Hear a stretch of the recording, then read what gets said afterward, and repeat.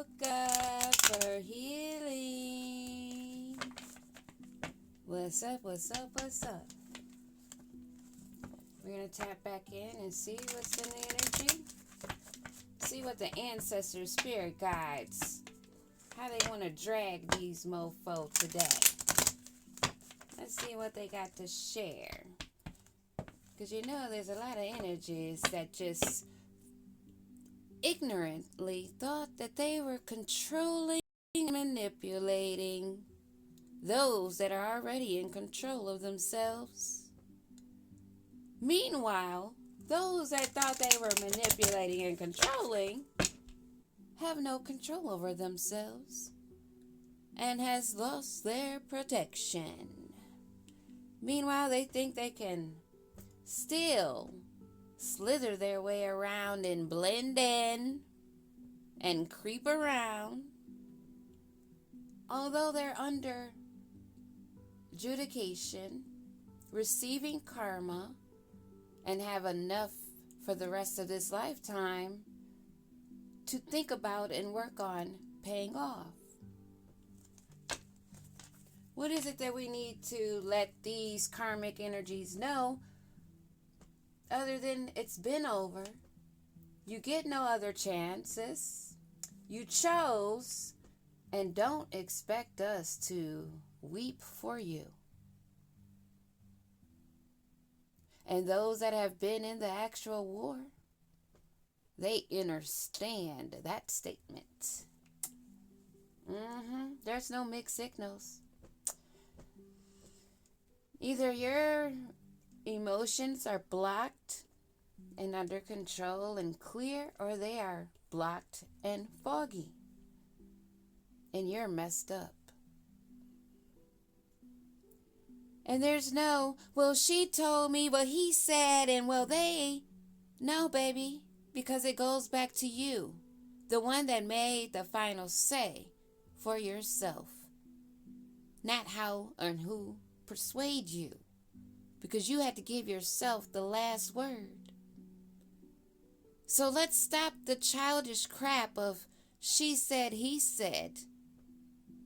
Let's speak on what was done and how it's being handled now. What is it that they need to know, Holy Spirit?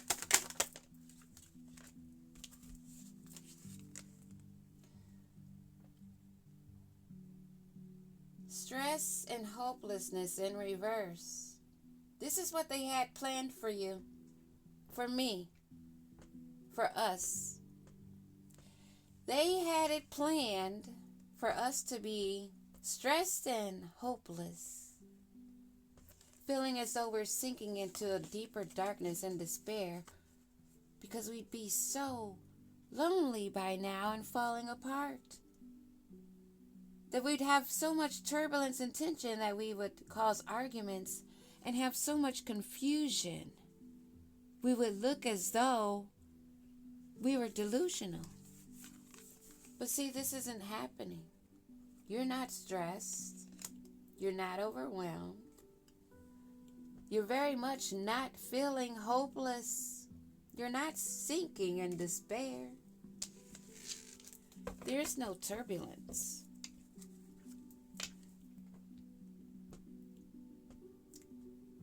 One day, someday, somewhere, another time, I believe someone tried to dirty up your clean paper.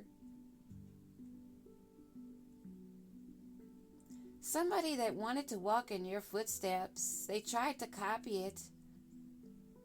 They tried many times different attempts and colors to masquerade in and disguise and cloak themselves in, thinking one day, somewhere, another time, they could take your steps away by them imitating and mocking and copying your steps, or even taking steps saying it was you, but you weren't even over there. But there's some things that has been left behind that's leaving some clues Because this is a lot of confusion, disarray, and they got a bit messy. There was something seen that was out in order, misplaced, a smudge, a mark, something that was out of place.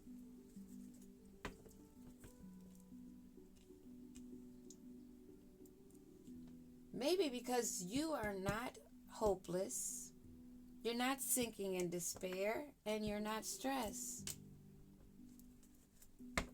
What do we need to know about this? One day somewhere, you not being stressed and you're not hopeless.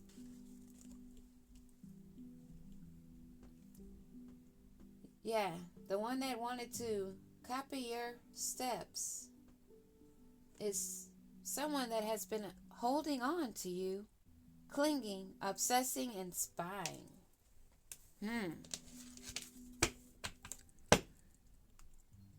So,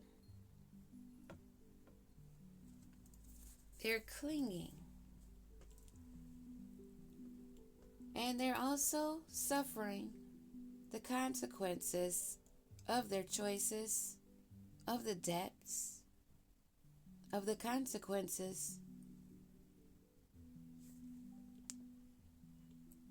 Part of that consequence involves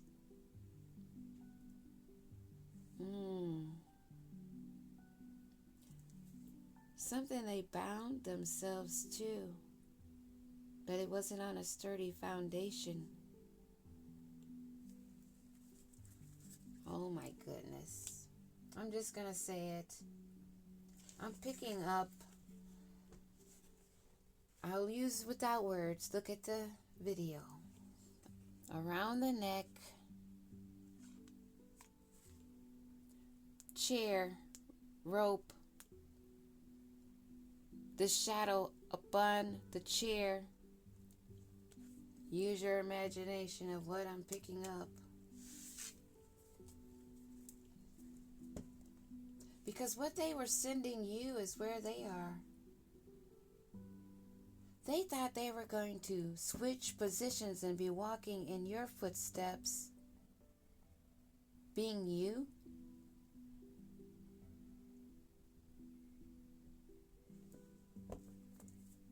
What do we need to know about this clinging? Cloudy judgment of illusions, unbalanced and distorted, lightning striking. Something's coming suddenly through this foggy judgment that's going to clear a lot of illusions and bring balance. It's something that someone has been holding on to, but they've been spying and obsessing, and what they're manifesting may not be what they're expecting or what they're hoping. Because, see, they wanted you to be stressed out and hopeless, but you're not.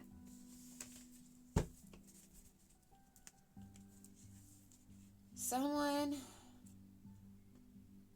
that is only aware of using their sexual energy, non-committal.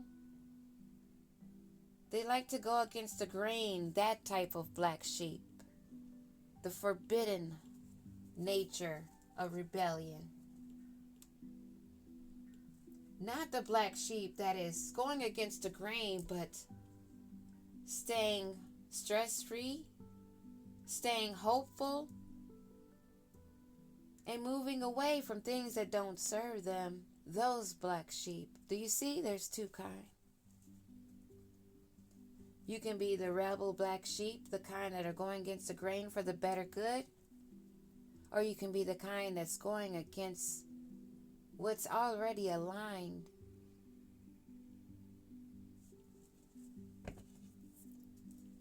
Trying to go against the choices that you make, wanting you to make the choices they want you to make. Those working in groups that needs the adorations of their so-called friends. But you're not stress-free, you're not hopeless. You're on to new beginnings, new direction, a start over for you. New beginnings. Because you've been pouring into yourself, nurturing yourself, and that seed is now beginning to bloom, and you can see the work that you've put in. It's only giving you more excitement to nourish yourself more, for more self-growth, more focus of yourself, things that nourish you, things that cause you to grow and reach further. Soul finding, going deeper, but in a rooted way, not in search of going deeper in a dark, evil type of way, not in a negative energy, but a flourishing energy. Roots that go deep, and vines and branches and leaves that extend. New pathways.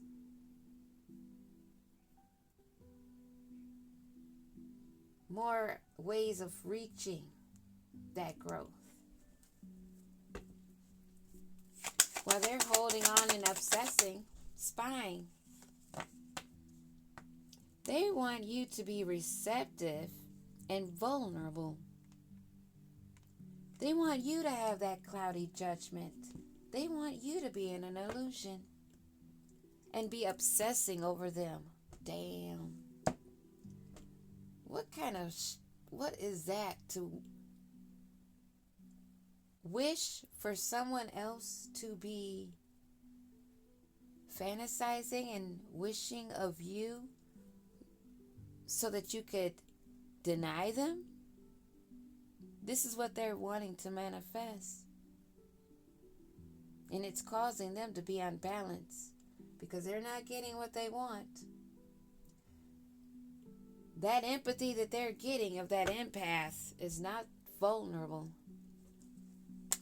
The heart is open, but that does not mean we allow anything in. There's boundaries. And so they're chasing that illusion, the distortion, because they see you manifesting. So now they want to return. They want to make amends. Making amends is always good, but not for someone that you know that would come in and destroy this in a blink of an eye. If you gave them a second chance, another opportunity to come in after you've already built this up. The design is there. All it is doing is hardening, setting, becoming more valuable over time. This is somebody that wants to come in because they see you building. They see you creating. Why is it, you should ask? Why is it they want to return when they meant no good? And they've been no benefit. What thrill are we supposed to get of their chasing, of their pursuit? Them being toxicity and resilient to change. This individuals, whoever, however many, that are spying, obsessing, and holding on to you because they are aware of your open heart and how you are receptive and you are empathetic. They want you to be vulnerable and have cloudy judgment. But you're aware of this. Now they're chasing and in pursuit of you. But you're aware of their toxicity. They're expecting you to turn around. They're hoping. They were expecting. But what is it that they can expect? It should not be shocking. But for some reason, it should have been expected. expecting, it should have been expected. And we have unexpected in reverse. It should have been expected. Anybody that's manifesting, wanting to be fruitful, should not be surprised that infatuation and addiction, obsession,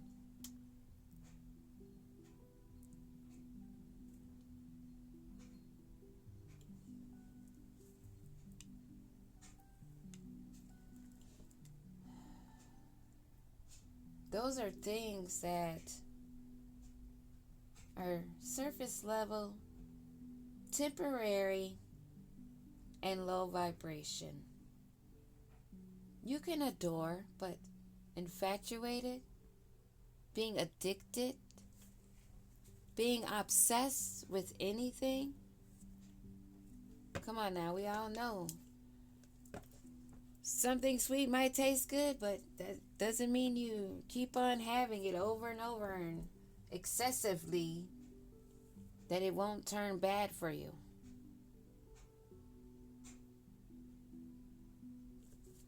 They see you onto your new start and they want to come in. They are spying on social network. They're trying to find information on you. And they're saying that there's clashing of differences and you two are not compatible. There's a lot of differences because, see, you are growing. And this is somebody that feeds off toxicity. Someone of a past life karmic lesson. And you cut the pattern. You're not repeating the cycle. You're aware. And you learned the lesson. You're not surprised of what they were expecting. You're aware that they are chasing and they are under cloudy judgment and illusions, and that they are expecting you to be receptive of them clinging, spying, and obsessing. That's supposed to be cute to you. It's not. It shows things that they really don't wish to show, but are.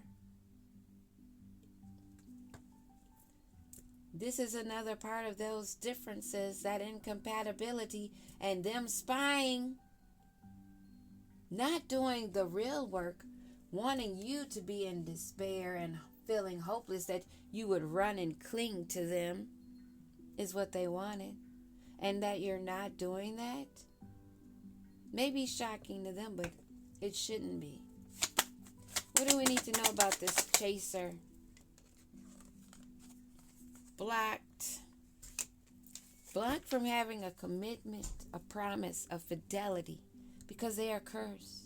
They've hexed themselves with negative mindset, using witchcraft, sending out negative energy, thick, heavy, negative energy that's coming back to them.